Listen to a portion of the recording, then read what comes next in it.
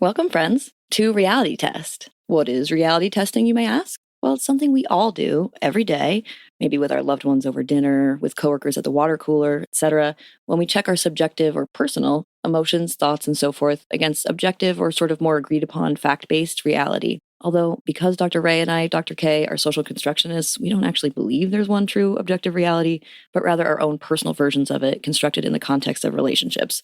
But you get the idea.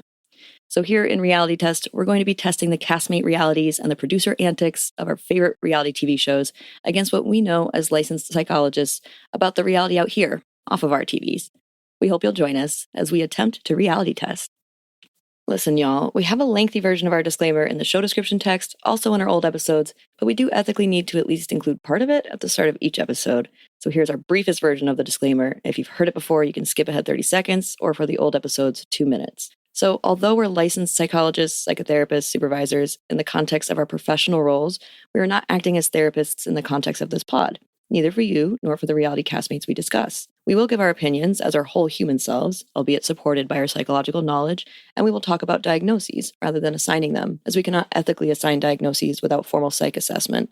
But both the opinions and diagnoses we discuss might easily be erroneous, as we don't personally know the folks in reality TV shows. That's it. Thanks, y'all. Now check out our campy theme song. Are you feeling stressed? Your head's all messed? Well, let's forget all the rest. Fuck it, we're blessed. Cause it's time to talk reality test. Come with us. Let's reality test.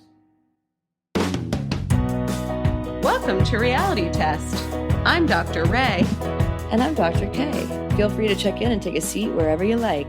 We're doing the fun, the weddings, and we're doing the reunion of The Love is Blind Season 7.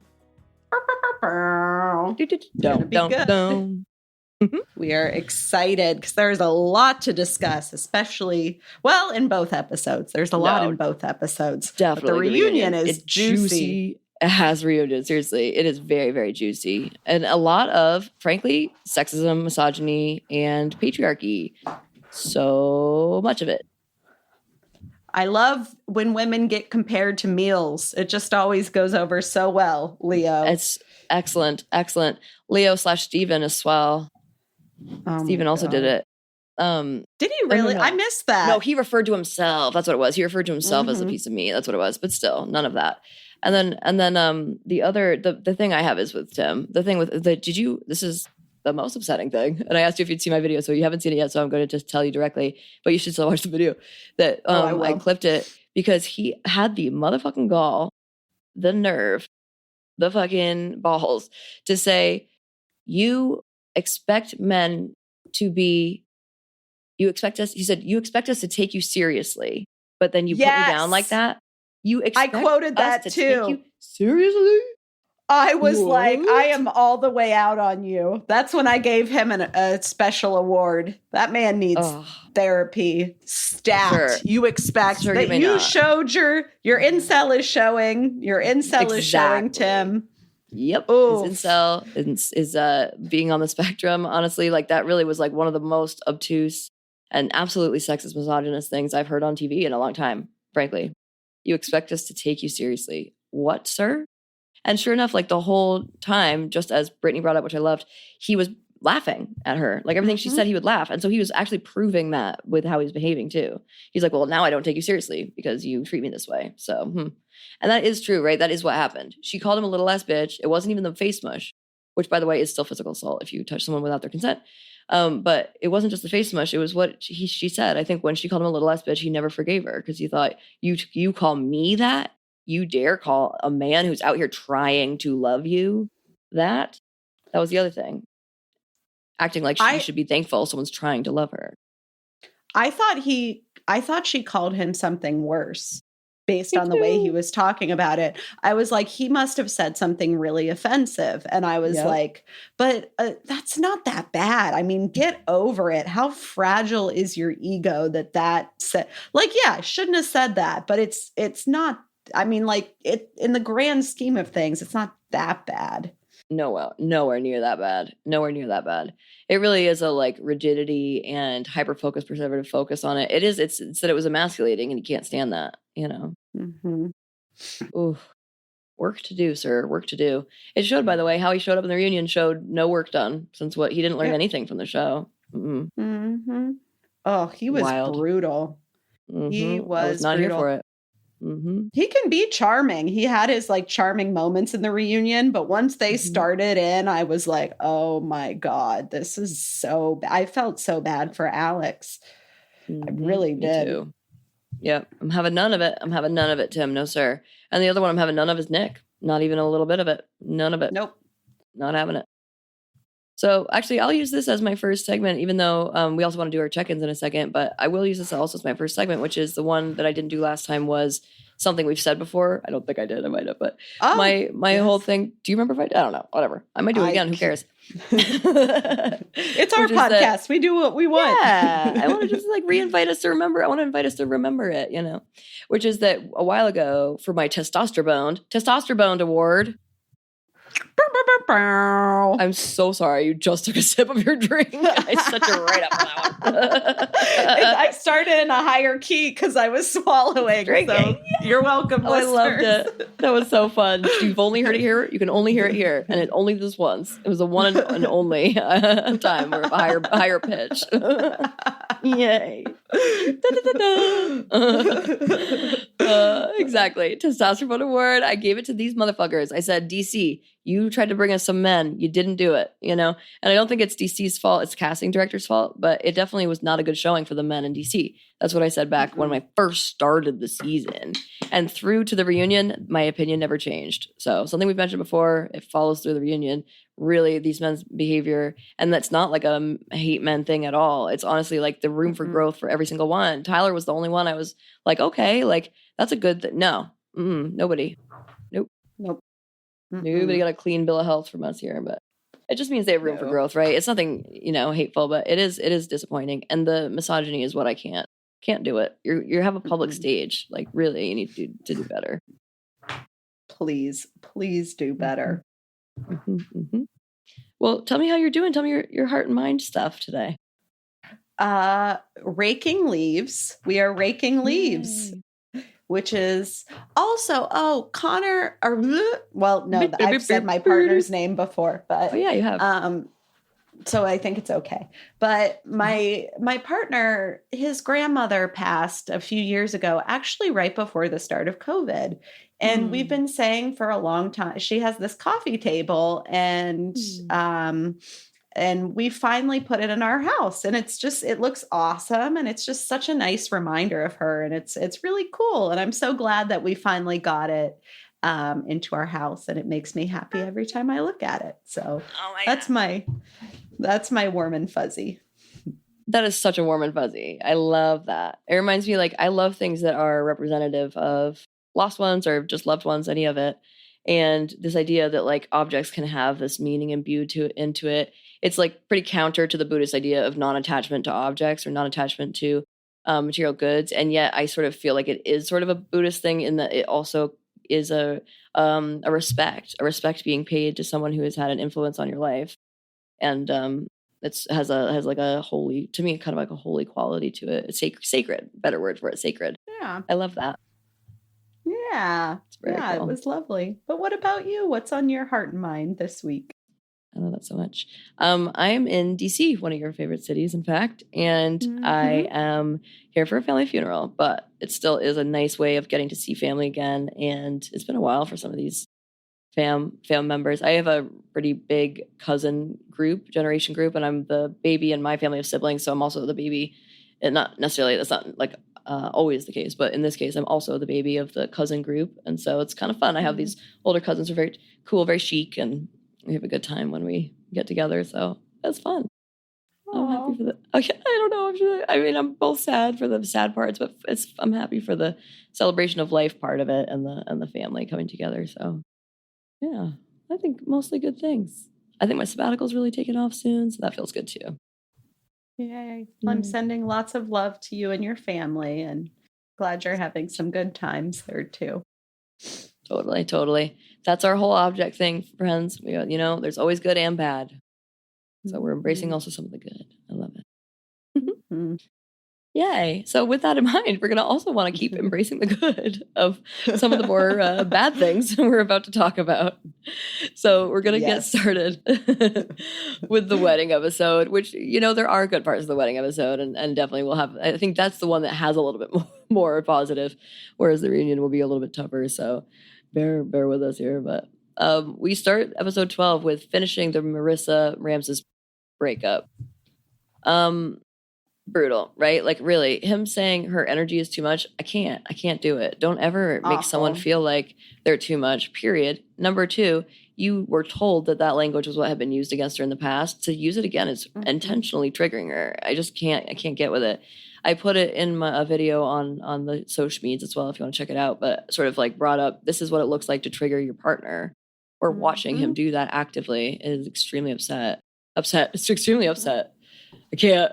It's just too much. I don't like it. So I did hear her, by the way, at one point, just quickly in their conversation, reference, I don't like who I've been seeing lately, but we talked about that.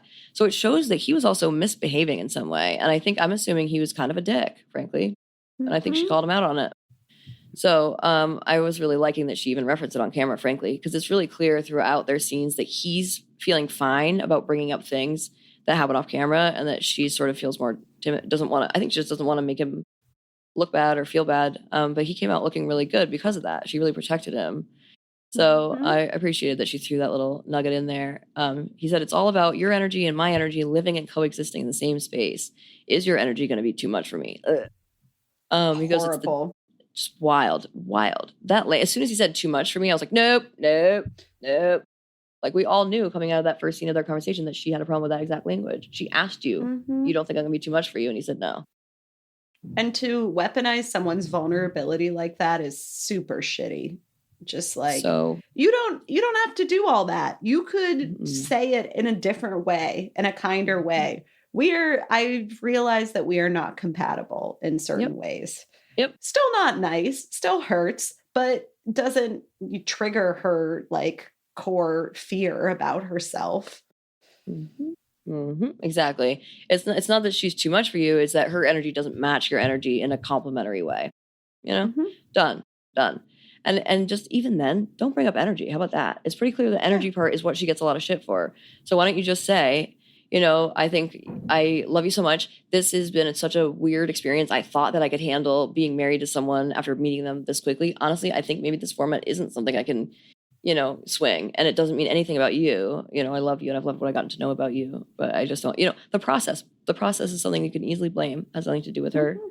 Granted, it still could mean someone will say, why did you even come on here? But I think it's fair to say, I didn't think it would be like this. They don't really know what they're signing up for, frankly. No. So yeah, I don't like it. I think that's one way you could use it. He also kept saying, I don't want to look back. I always make decisions based on my emotions. By the way, friends, the wisest decisions we make are based on both our emotions and our more logical thinking thoughts or more logical thinking. It's both. That's how we make good decisions. It's both our subconscious thinking and our conscious thinking as well. So I think saying you don't want to have any emotion in it is a poor idea anyway. But he says, I don't want to look back and think it's all based on my emotions and think I made a mistake. Sir, aren't you maybe doing that now? Aren't you right now making an emotional decision? Especially since he said it was based on talking to his niece's mom, which means it's not even his sister-in-law anymore, but his niece's mom and his brother, and that made him change his mind. I'm like pretty positive it was that he brought up that they weren't having sex at the rate he wanted to, and they said to him, listen, that actually is important. Like, maybe don't say that on camera, but like that is one of those important things you need to think about. Because he comes to Marissa and says, I realized there were things I should have been taking more seriously. And she eventually gets to the point where she's like, what? Can you tell me what those things are? He wouldn't tell her. So to me, it means something he never told her, which is probably sex, Which is complicated. And like, that would have been a different conversation that maybe then they could talk about and have a nuanced conversation about. But he wasn't willing to do that. Yeah. No, and he had no problem bringing up the energy. So it wasn't that, you know what I mean? There's something else he's hiding. So I think it's the sex, and he didn't want to bring it up and make it, again, it would have been her fault as well in a very inappropriate way. Listen, nobody is going to want to have sex every single day. Maybe no. Definitely there are people who do. It's also okay to like have different sexual needs and to have a sexual health that includes self-pleasure. And I think that was her point to him about that, was like, there are going to be times I don't want to be touched even when I'm on my period. you can take care of yourself though those days. And otherwise she was going to worry he would cheat on her because she brought up the rates of people that cheat when their wife has cancer or whatever.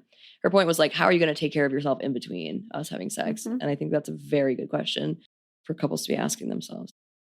And oh, by the way, I mean, I know this isn't traditional, but ethical non-monogamy, if there are differences, could be an option.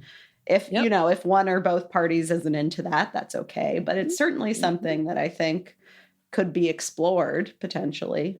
Exactly. And parallel self-pleasure. If she's okay touching herself, just doesn't want him touching her, they could both touch themselves together and watch each other. You know, there are other versions and things. So I think it's okay to just keep thinking that through rather than sort of jumping to like, she won't have sex as often as I want or whatever, which honestly is where our thinking landed there. Definitely an assumption I'm making, but one I think has a little bit of weight to it. That's it for them. Sad stuff. Seeing her bawl, I mean, he triggered her hard. But seeing her, first of all, she calls her mom and says to mom, one of the most upsetting things for me in that whole scene was when she said to her mom, but I love him so much. How am I going to be here without him being with me? Oh my God. I was like, oh, sweet baby girl. Like, that is so painful. I know that feeling. That feels awful. And also, like, I don't know. I just was so mad at him and she wasn't mad at, right? She couldn't be. She was still so in love with him. And I just was it was so heartbreaking. So heartbreaking. Seeing her bawl like that into the couch. Oh my God. My heart was just absolutely shredded. Yeah, she's so sweet. I loved her though. Loved they use the word glow up too much talking about people's physical appearance. I loved her emotional glow up in regards to how she felt about him and how she called him the fuck out at the reunion. So it gets better, friends. It gets better. Exactly. She was just still in the throes of the love of him and feeling broken up with unexpectedly, which it totally was unexpected. She he has one conversation with two people and then comes back and basically goes, not for me. He had just said the day before, as she said, you had just said you had no doubts. We see him tell Nick Lachey he has no doubts and that he falls more in love with her every day. He said that at the tux sizing. So yeah, it was up out of nowhere. And that's just awful feeling. Ugh. Yeah.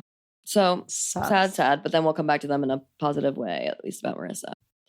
Next, we've got Tyler. So this next one is Tyler and Ashley's wedding. We see Tyler having jitters. It is a weird-ass conversation between Tyler and his mom. Honestly, the number of times the mom said, but you told me you have no doubts, right? You have no doubts. But you told me you have no doubts, right? But you have no, I was like, okay, so you're trying to get him to have doubts? I'm not sure what we're doing here. This is Do you have doubts? Or you project? Probably she does. If I were a parent, I would have hella doubts. I would be like, what are you doing? This is too soon. I didn't raise you to be this dumb. That sounds mean, but that's if I were a parent, I'd probably be like, you are on national, this is not a good idea, But, wow, so really? I didn't know that about you. Oh my God. I just can imagine if I were to have kids, I would be like, God, you've known each other about a month. That is way too soon. And I don't have kids and I'm not really sure I want them, but I could totally see myself being very skeptical of anyone because I think, frankly, I think a lot of people do go on for fame or at least partially. So I think I would have a hard time trusting. So perhaps she was projecting as some of us do. Absolutely could have been. And I think it's also possible she knew he wasn't being honest about the kids with her and that made her worried. She was there. She did show up, which I appreciate if she does have those doubts. And I think also, so one of the things I heard about Tyler from the baby mom or the mother of the baby that was made with his sperm, her ex-wife who left, by the way, that ex-wife tried to get custody of their shared kid, but because Tyler was the biological dad, he teamed up with the other mom, Bree, and they worked to get the other ex-wife no custody. That sucks.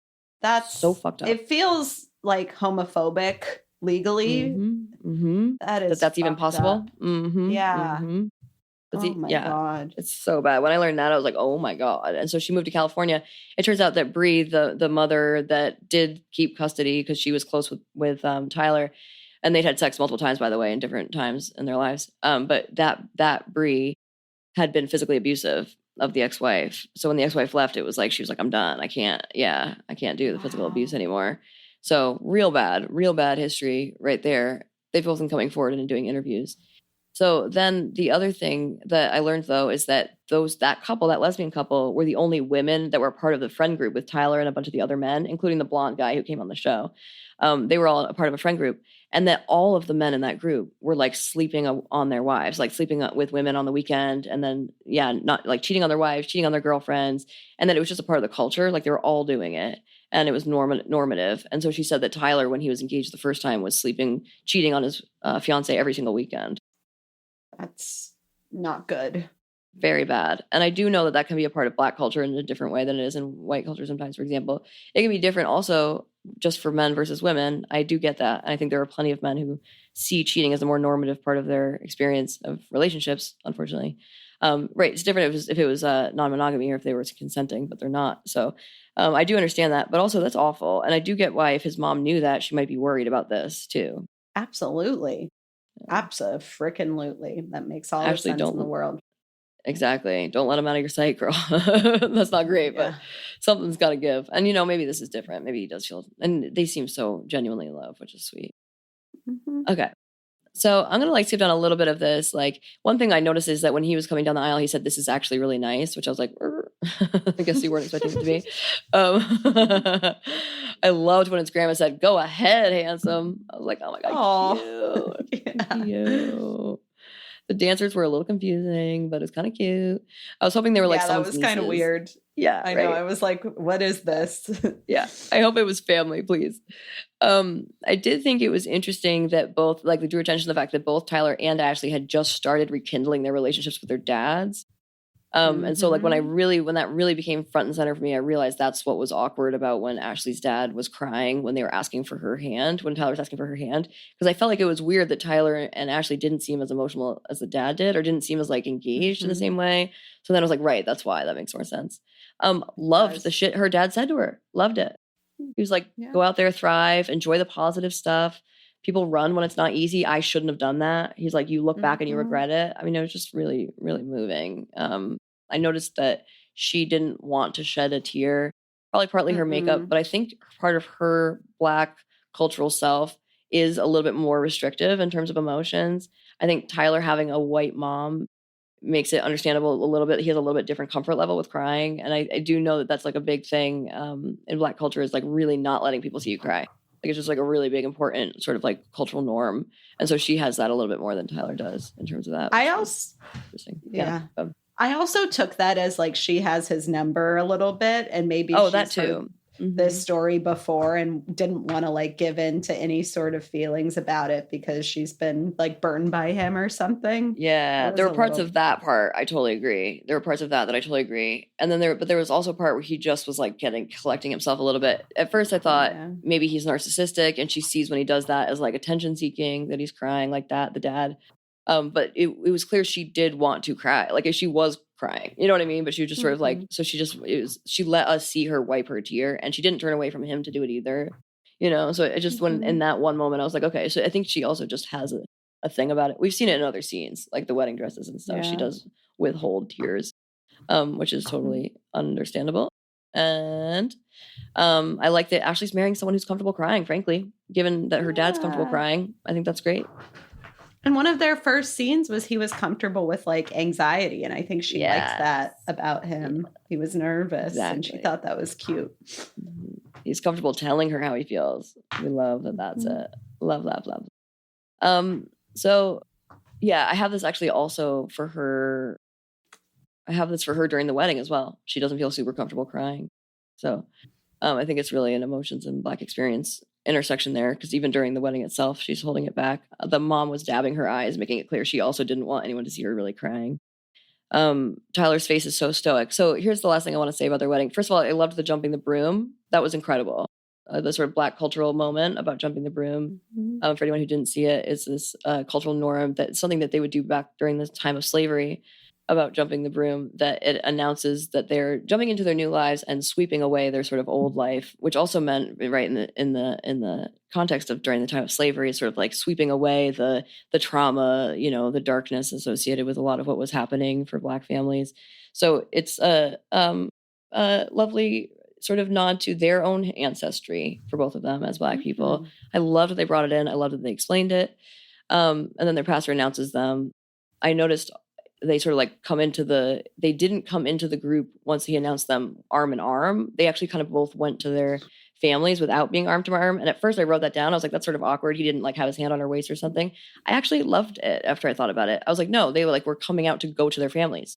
Like, it just shows that sort of like family loyalty, which I love. So the last thing I just want to say about this wedding is I noticed comparably to Taylor and Garrett's wedding that during the Tyler Ashley wedding, they had a lot of suspenseful music, as if, are they going to say I do? Are they going to say I do? Which of course they do for some weddings and not others in the history of the show. It felt to me like they were actually capitalizing on the fact that Tyler and Ashley's faces are more stoic as Black people. They were less expressive with their faces, which made it less clear if they were going to say yes or no. I knew they were going to say I do. I didn't think that was a question. But the fact that they have more stoic faces, the show kind of capitalized on that and made it more like a would they, will they, won't they? I didn't like it.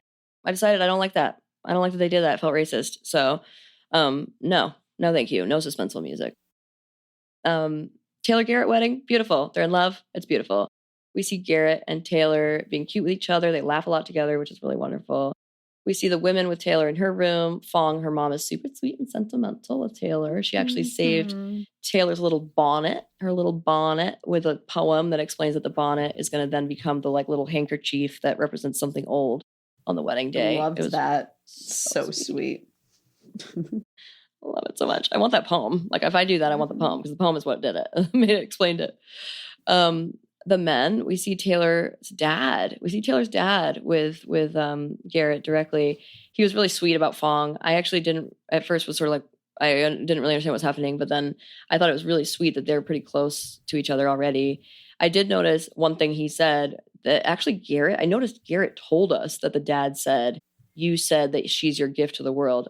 He did not say that on camera. It is kind of a choice to like out him for saying that, but that's an objectifying thing. She's not a gift. She's not an object. Okay, sir. So I liked that Garrett said like, well, it's not that. It's that like, she's her own person. She's going to do her own thing. So at first I was like, good for you. But then he goes, I just need to be there to support her being who she should be.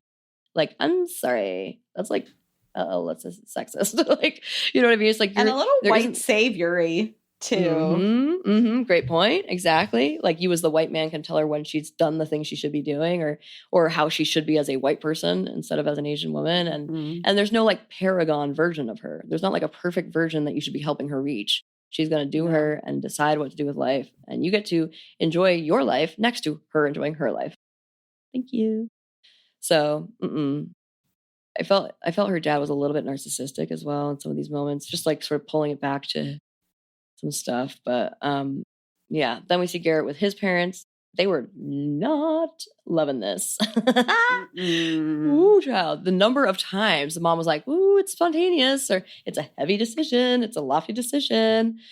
And rough. I also felt like the dad made that stupid joke that we sometimes see parents do, where they're like, well, what are they doing with you then? When he brought up that she's brilliant and logical. He brought up the wife regrets their marriage for 35 years. Not funny. The weirdest fucking thing ever. What is? No, thank you. No.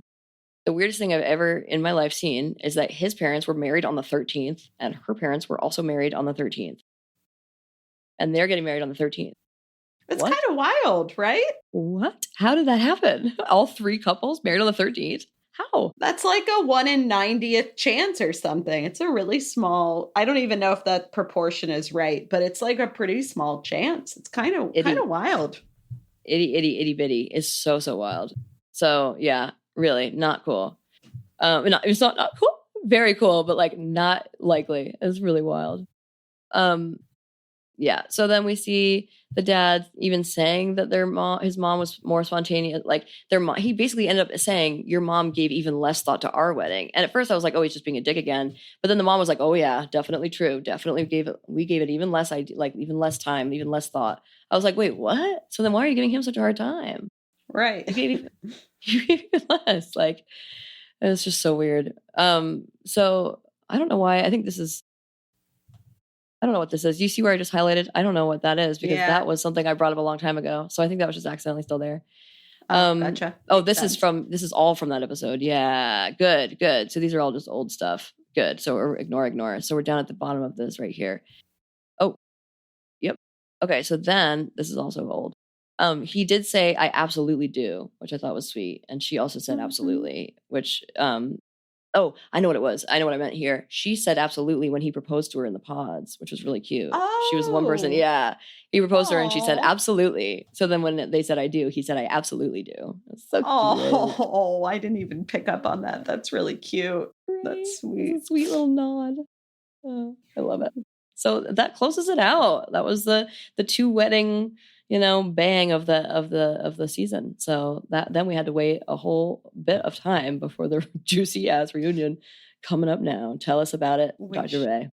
Oh my God, do we have a lot to discuss? Oh my goodness. This was quite upsetting. But I want to give credit first off to Nick and Vanessa Lachey, who are, I mean, I often give them shit for how easy their job is. I did like how I felt like they addressed a lot of the comments, at least superficially, sometimes really well, sometimes imperfectly. Like both had some feminist moments that I liked and I thought showed growth for actually them as like a hosting duo. So I love to see it.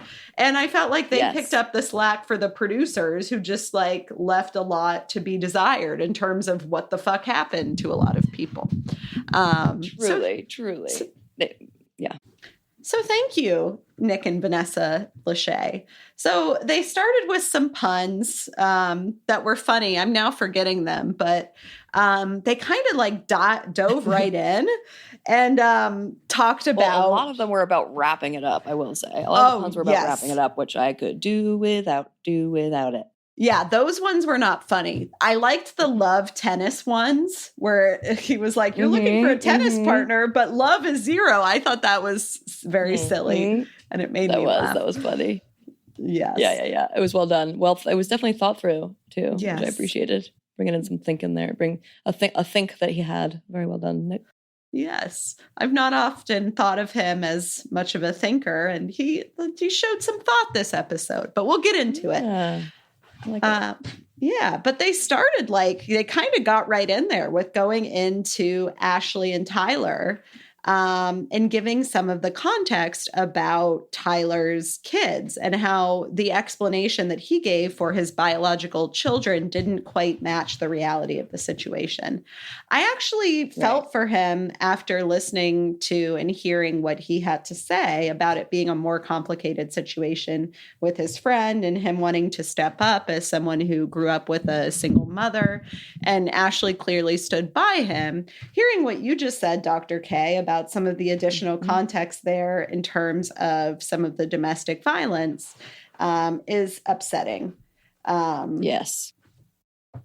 But again, I can understand maybe why Ashley stayed given some of his reasons. However, maybe he should have been a little more compassionate for the other mother. And, this person then is a single mother because you helped in the custody situation that kept the other woman away from her children, which sucks. Exactly. So, yeah, a little more complicated than that. Yeah. Apparently he was also like the Instagram dad. He would end up showing up around the same time when pictures would be taken, right? Like sort of Christmas time or whatever, but ultimately wasn't really the full dad. And then over time he started sort of like edging out the other wife. That's sort of what she said. She's like, I could sort of tell I was being sort of like pushed out by the two of them. So wow. Sad. That is really sad. Yeah, and it was complicated. And Ashley said that he didn't want to say anything about it, but she said that she could not be authentic on the show if it wasn't shared, and that's why the half-truths were shared. But I didn't think that I still think it I smelled a rat within all of that, but it,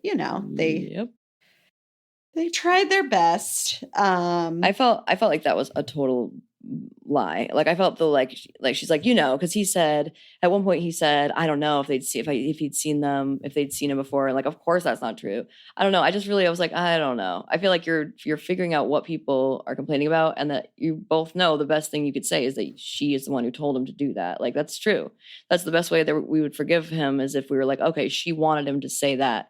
like lie about it, but like say a little bit about it so that we could see a little bit of what she was going through. It's kind of like, I don't know. I don't agree with that. I think I mean, I agree that that's the best way to make us get over it, but I don't think that is the whole picture at all. I agree with you about the rat thing. I think we're sort of like, not that they're a rat, but that you smell a rat. There's still something hanky. There's still something hanky here, something wrong in the state of Denmark, because it definitely doesn't. I think they're rewriting history here quite a bit. I do understand there were things he didn't want to bring on camera. I understand that.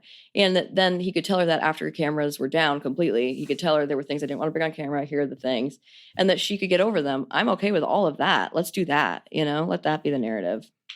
Right. Like he wasn't completely honest. It was upsetting. Mm-hmm. We're working through it. Yeah, you're right. She was probably coached and probably has made her own nuanced, complicated decision to stand by her man. Yep. But it's not like he can come out of this looking squeaky clean.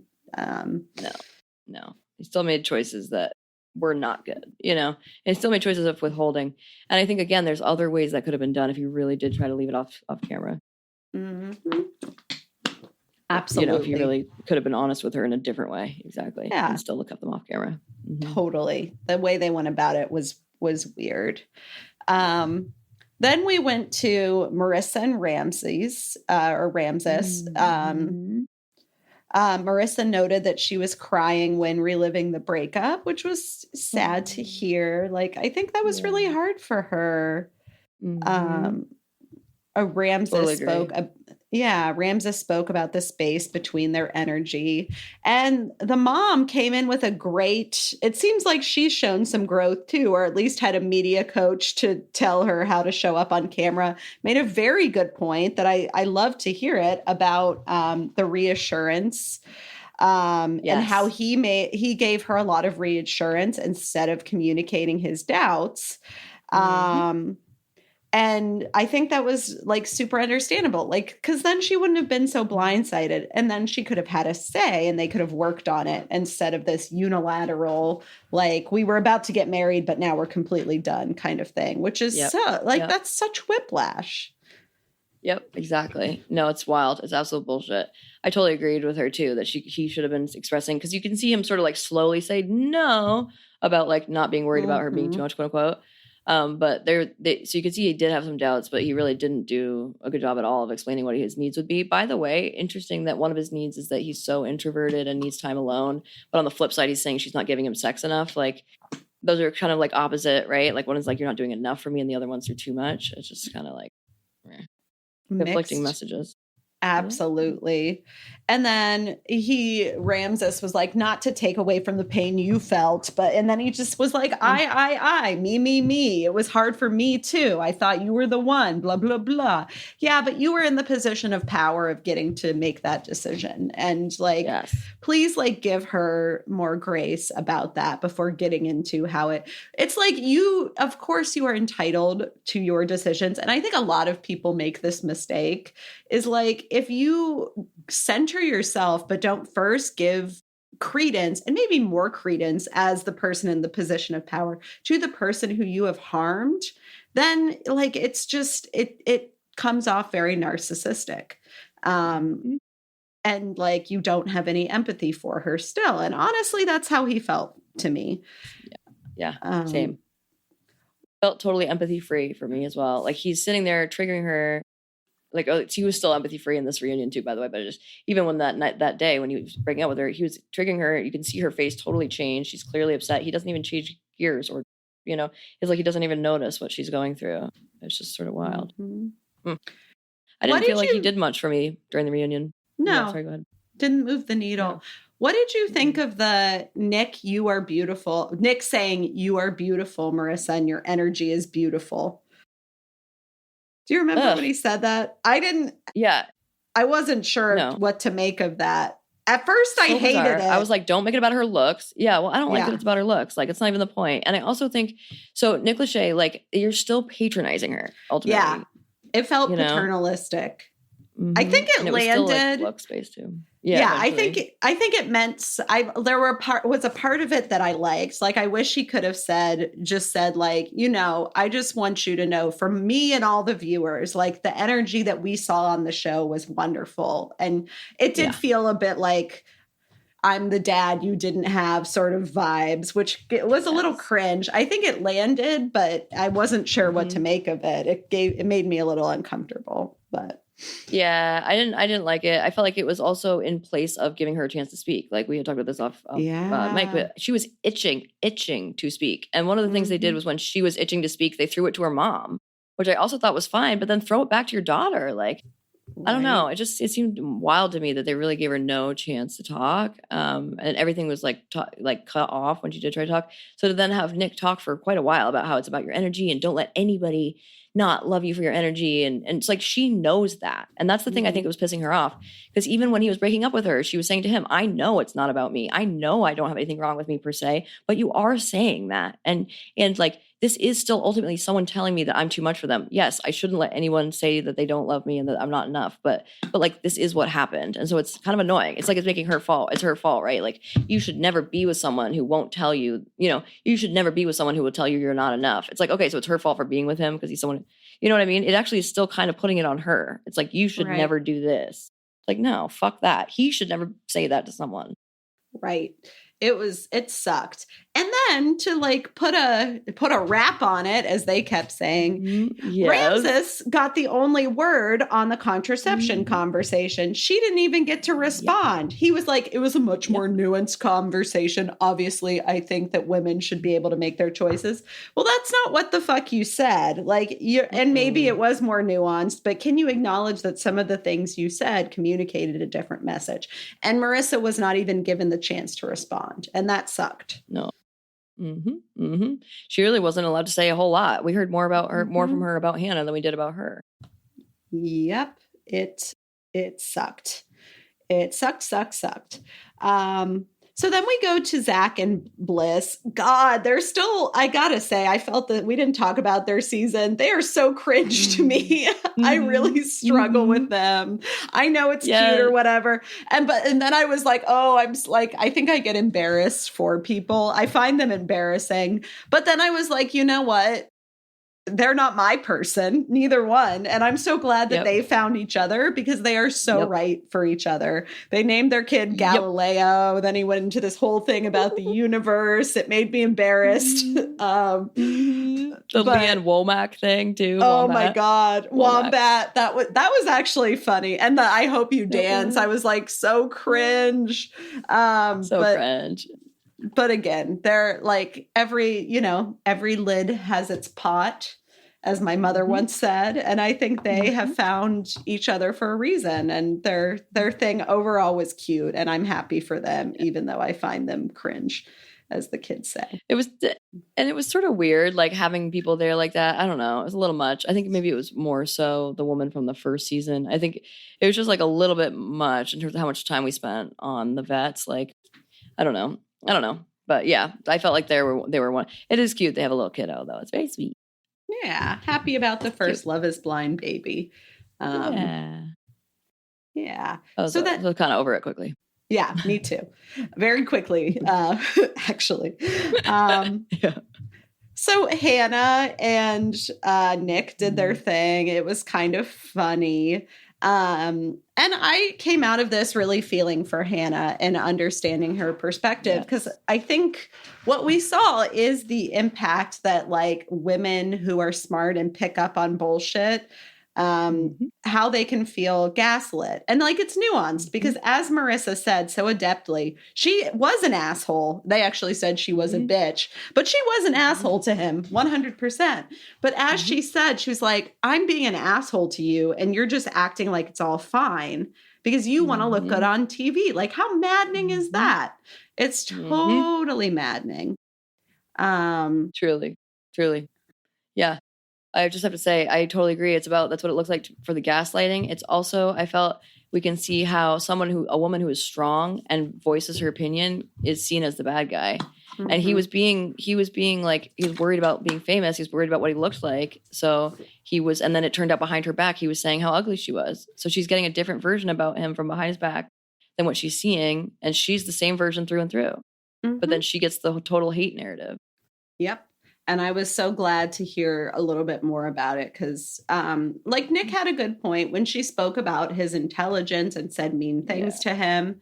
I'm glad he said that because that's true. That was not kind. I kind of liked that she doubled down. Like, they were trying to get her to say I was wrong, and she was kind of like, I don't know, I'm blunt. Like, this is how I am. And then and then AD was like, this is how she is, and was kind of laughing. I felt like Nick and Vanessa kept going to AD because she was kind of an easy like audience reaction, and she's fun. One thing I want to say that really bothers me, and I wish more people would think about this critically, is this whole thing about people's weight and like saying like this whole narrative of you've clearly grown because you lost weight or you seem to be doing. There's like this implication that women get all the time of like, you've clearly been on a journey of like improving, or as Whitney would say, a healing journey, right? Or whatever but it's like, I think there's this, and both Vanessa and AD were kind of guilty of it, is saying like, you look great because you lost weight. And Vanessa, like, the tying in of like, I've been working on myself. And she did it a little bit too, Hannah, but like, she's a victim of this society. It was more Vanessa though, right? I think it really was. Like, I don't think Hannah even brought up her weight loss, honestly. I don't think Hannah even really referenced it. I think for me, it's like weight loss could also mean you're on cocaine. It could also mean you've lost weight because you're so depressed you can't eat. You're sick. Weight loss could be you're doing way worse. Exactly. And that's not mentioned at all. And so what I thought Hannah did as a gift for us is that she kind of did, she disproved that narrative by Vanessa saying, are you happy with who you are now? And she's like, I don't know. I mean, I guess I love myself. By the way, back up, Vanessa. The way she was like, what does that mean? What do you mean? I don't know.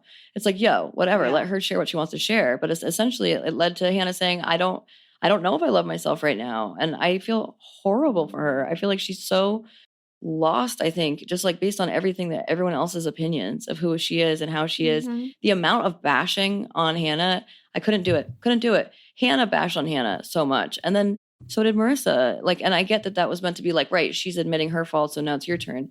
I think say it once or twice. Say like, Hannah has said already that she's embarrassed about how she treated you. She has said, I'm sorry, meaningfully, right? I loved when she meaningfully apologized. So that's it. Just reference the one time she did it. She only needs to do it once. We don't need to keep hearing it. And ultimately, when we come to the fight about what he was saying behind her back, what that amounted to was people repeating what he said over and over and over again. We had to hear over and over again that she looks like a grenade, over and over again that she's a 5.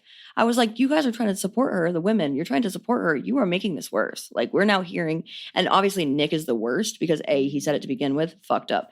B, he lied and said he didn't say it. So every time he lied about saying he didn't say it, exactly. And every time he lied about not having said it, we then had to hear it again.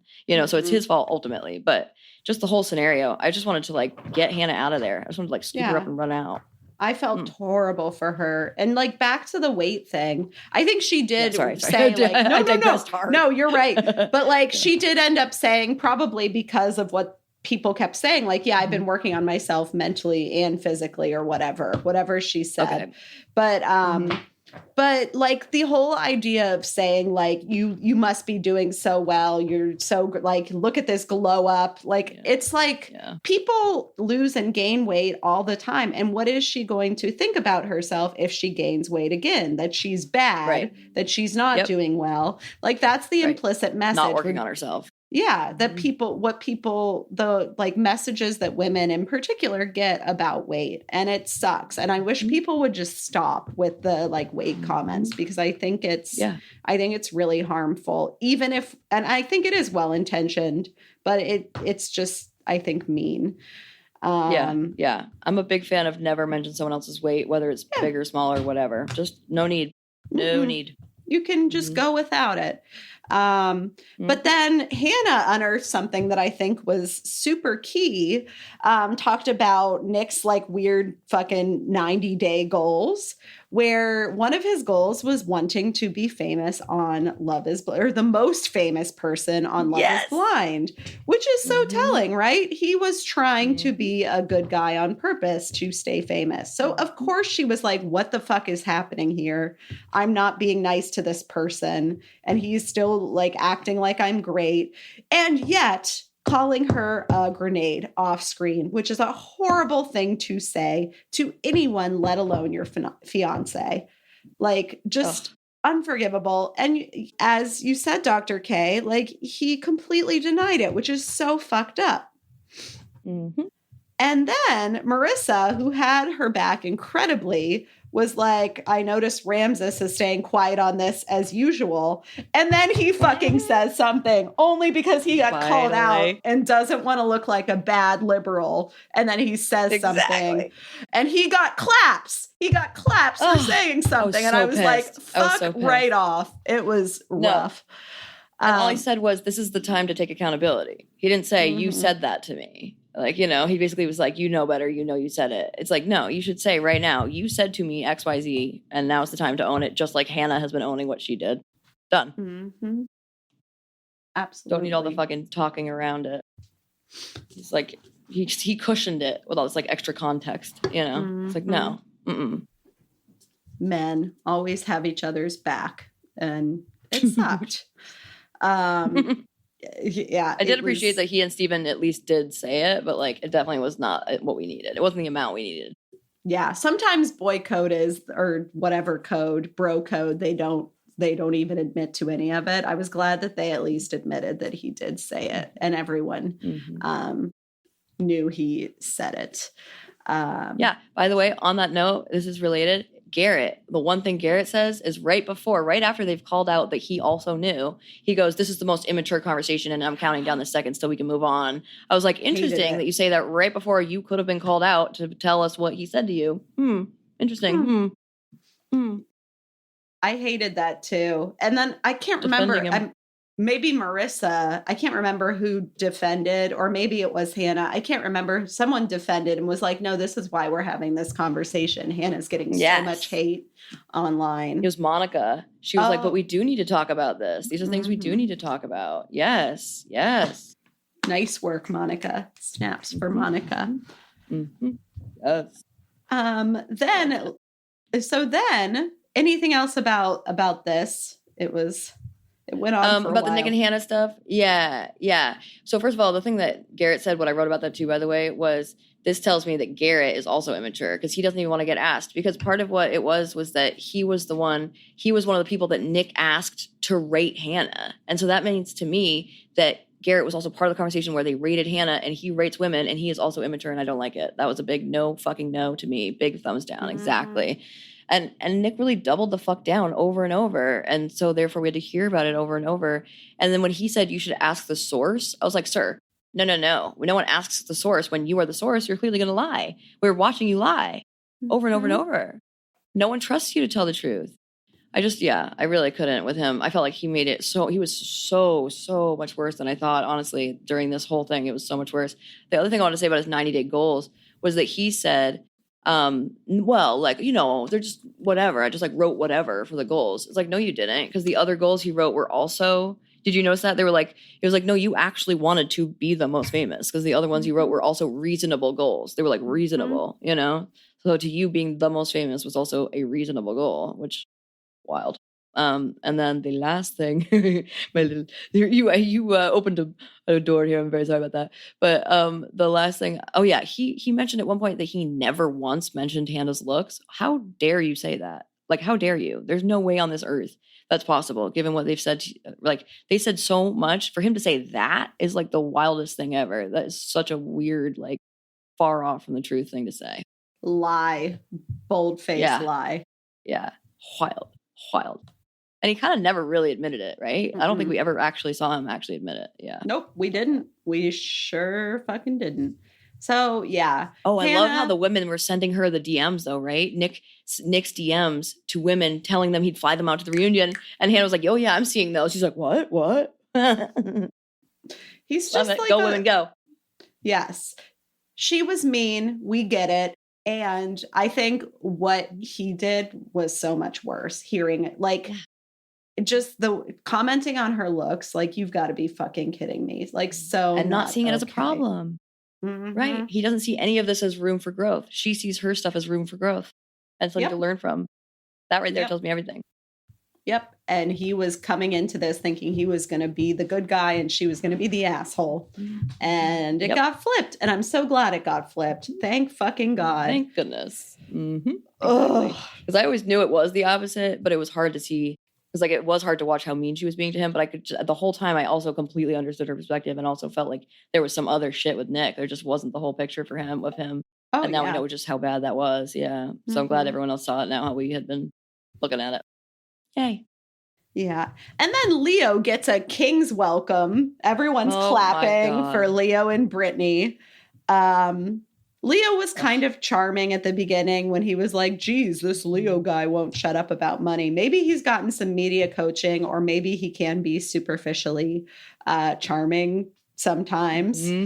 I don't know what it is, but I think he came off well-spoken and likable until something that we'll talk about. Nick, I thought his pun about tennis was hilarious, that he said that Leo said he wanted a tennis partner and that love means zero or whatever. I thought that was very silly. Leo then compared his two choices to pasta versus a steak. And he was like, this is kind of a silly comparison. And it's like when you just can't decide. Who got in trouble for that? Someone famous got in trouble for that, even like back in the 70s. He's the guy on the ranch dressing. Newman. Oh, like Newman? Yeah, Paul Newman. His wife was like, don't you dare call me that. Like, I think he would say shit like, why would I eat chicken when I've got filet at home or something? And she was like, don't you dare say that about me. And it's like a similar, similar thing with Leo. And I was so happy when Vanessa called that out. She was like, I see what you mean, which I thought was generous. I don't think this was your intent, but this is your impact. And I thought it was excellent. Yes. Leo genuinely seemed sorry about how he treated Hannah. And I thought his apology was okay. Like, I was like, that was solid. He took accountability. Brittany clarified that she actually wasn't uncomfortable with Leo. It sure looked that way. Yeah, I gotta say, I disagree with that. Yeah. Yeah. It does seem like they're friends, which I'm glad to hear that they've like found a friendship from this. And one thing I'll say again, like I'm annoyed with the producers because honestly, if they thought they were the weakest link, then why did we spend so much time with them in the pods? It just didn't make sense. Total bullshit. I call it total bullshit. She told producers, I think what happened was she told producers, I'm scared to go with him to Mexico. I don't want to do it. Is there a way we can navigate this so it doesn't look like I broke him that way? Like, I don't want him to think, or I don't want the audience to think that I dumped him like that. Can we make it that you guys said this so that it doesn't look like I dumped him like that? It was her decision. I don't even want to hear about it any other way. Because during the conversation, her first time meeting him, she brings up Miami. Can we go to Miami if we don't go to Mexico? That was her wheels turning, thinking, I don't want to go to Mexico. Can we go to Miami so I can see if maybe in that setting I start to like you or not? I don't buy it. And the amount of, it's like she doth protest too much. He doth protest too much, methinks, because the amount of times we heard about the producers, well, they make decisions. They decide who we're going to watch. The producers do this. Dude, we've never heard about that before. I don't think it's true. I mean, I do think it's true. They choose people, of course, but they did not. That's not what this was. It's not what this was. I don't believe it. It felt confusing given all the drama that could have come of like Hannah meeting Leo and everybody like Brittany. It was too rich. Yeah, it was too rich. It didn't make any sense. But over and over again, I felt annoyed with the producers. That makes sense to me. I think that makes sense as a better narrative. Don't you think? Yeah. Seriously, though, I could see her saying it and being like, no. And then they were like, all right, like we'll help him not feel as embarrassed by that too.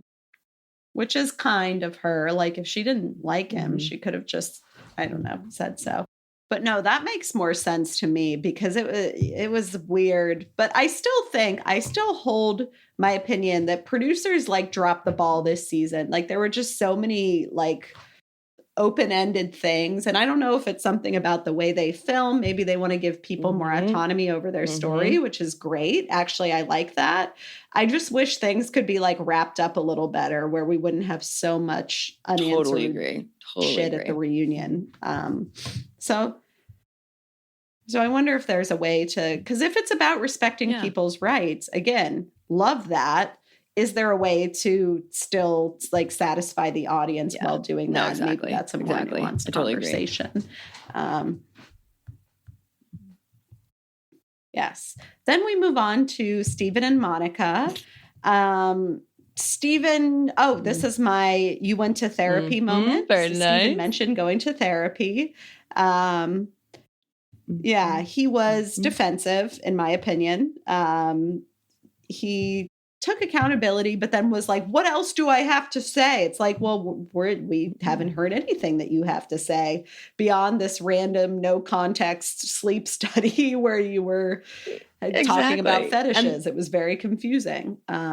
And kind of funny. When and even then I was like, that easily could have been him at a different time. But whatever. It's all good. Even if it is true he was at a sleep study. I also didn't like how he was lying about the fucking texting thing because he texted the very next day. He was like, that was the only time we texted. You texted the next day. And apparently the grossest texts were from that next day. So whatever.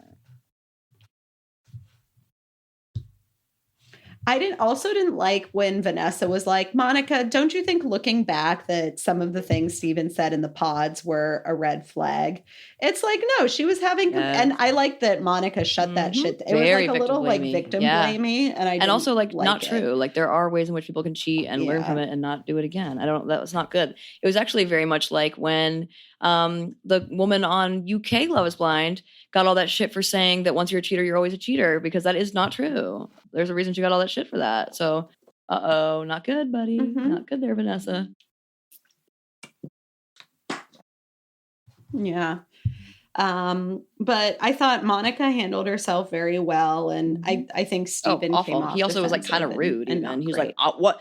No one wants to hear from me. It's like, fucking don't make yourself the victim here, bud. Yeah. Yeah, you are not the victim here. And then I loved when she called him out for like, because he wrote a letter to her parents and brought it up right away. And Monica was like, I knew you were going to bring that up. It was the first time he like broke into what that was clear he had planned. Exactly. It was the first sentence he had where it was clear that was what he planned to say, because he had a list of things. I'm doing everything I can. I asked my parents what I should do. I went to therapy. I wrote a letter. It's like, oh, dude. Oh, that was crazy. Yeah.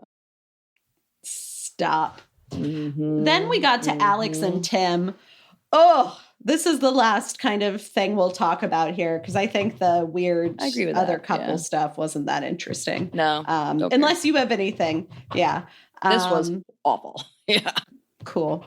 So Alex and Tim. This was honestly the worst.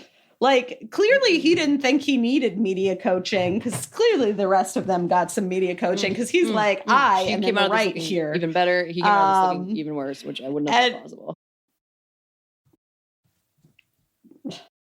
Like when he said, as I think you referenced this on Mike, y'all ask men to take you seriously and then act like that. I was like, whoa. Sir, you may not say that. Whoa. Testosterone. I couldn't fucking handle it. I literally, like in my video too, I take it and I slow it down and do it again. Like I did like a, and then I go back and have it do it again slower. Like, cause that's how it was in my mind watching it. I had to go back and hear it again. I was like, no, he did not. He fucking did, and had no qualms about it. No one brought it up. No one said anything about it. I was like, what the fuck? It was rough. He essentially, everything she said, she was right. He did go on like a 10-minute monologue. She explained her reasonings for wanting to take a nap. She had to work till 4 a.m. Then he referenced another time where she was at the club, but it was a different time. And she very calmly was like, no, that was this night before we met. Like, it was this weird jumping around. He had zero empathy for her and was looking at her with absolute disgust. And she mentioned that, like the way he talked to her with such hatred. And said, I think the hate that you projected onto me, I think is what she said. It was, he needs therapy. And I honestly think this was also my things mentioned previously. You totally called it. I think he might, we can't diagnose anyone on this show, obviously, but He is very rigid in the way he communicates, can be like superficially charming in some ways, but there are a lot of autistic doesn't like to be touched at all. Here. Like sensory things. Yeah. It was, yes. No, and he had no clue that what he was saying was problematic too. I think he would benefit. Yeah. I think in terms of therapy, he would benefit from some like social skills training, honestly, to learn how to like listen to people and hear people. I think that would maybe help him, which is like it seems simple to some people and is very complicated for other people, depending on the way you kind of take in he would need the some world, like perspective taking, he needs some help like putting himself in other people's shoes to kind of tap into some of that empathy that like might be hard for him to access, like truly access, but to at least start thinking about what that might look like or how to imagine yourself in someone else's shoes, I think would be really key for him, for sure. Absolutely. Yes. But that was rough. Brittany stood up for Alex. I thought it was incredible. Yes. I loved it. And she brought up that he kept laughing after everything she said. That rude. Yeah. And also then it comes out that part of why she was so upset and why she took a nap and everything else, like she kind of moved on basically, is because after he met her dad, he then told her he had doubts. And how dare you, sir? Like, that is so gross. I was so sad for her. Like, to have him go through that with her and then tell her he has doubts was so hurtful and fucked up. And it was so clear he'd had doubts ever since she smushed his face. I also think, by the way, the fact they kept saying she never assaulted him, like touching someone without their consent is assault. You know what I mean? Smushing his face was kind of an assault. And I get that he didn't feel abused by it, but it is still technically physical assault. So I just wanted to name that because that was a little confusing comparatively to what the fact is about the definition. But I will also say their main point, and then what he went on to say is that was when he said the bigger issue was being called outside of my name. And then she said that she called him a little ass bitch, and and he was like, that was the worst thing ever. You want to be taken seriously, but then you belittle me like that. Are you not belittling her right now? Did you not belittle her every moment that you were together? Like, that is it's belittling to say you want us to take you seriously.